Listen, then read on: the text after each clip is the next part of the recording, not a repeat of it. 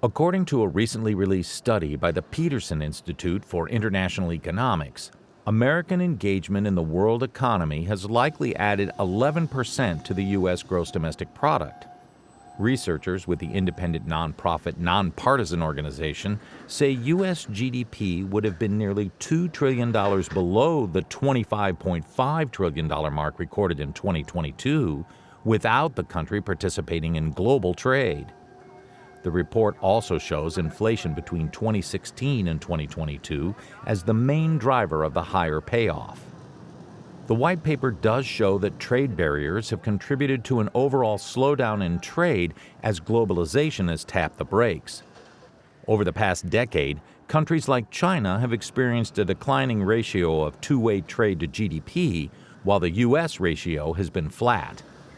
The report claims that more than 310,000 manufacturing jobs were adversely affected by increased imports of manufactured goods. Two-thirds of those jobs were in the manufacturing sector, with the rest mainly in support services, though agriculture and mining were also affected.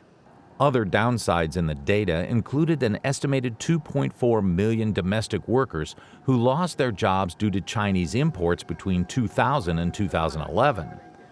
Peterson Institute researchers say this is a small number when compared to a U.S. workforce of over 50 million. U.S. trade with China continues to suffer ups and downs.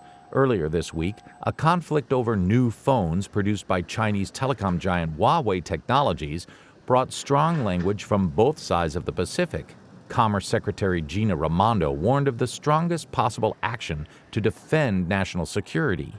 The Chinese Foreign Ministry responded in kind. The U.S. has repeatedly said that it has no intention of decoupling from China or obstructing China's economic development. It should put these commitments into practice. China will follow closely the developments of the situation and resolutely safeguard its legitimate rights and interests. China's Permanent Normal Trade Relations Status, or PNTR, has come under federal scrutiny. Various farm advocacy groups are concerned the U.S. Select Committee on the Chinese Communist Party might recommend revoking China's PNTR. In a letter sent this week by Farmers for Free Trade, a case was made for keeping China's PNTR status. They believe removal of the status that smooths out the bumps in the trade policy road will have a profound economic effect on America's farmers, ranchers, and food producers that will be felt for years.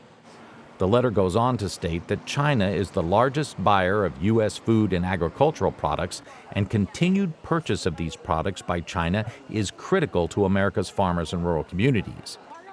Among the groups also signing the letter were the American Soybean Association, the National Corn Growers, and the Meat Institute. For Market to Market, I'm David Miller.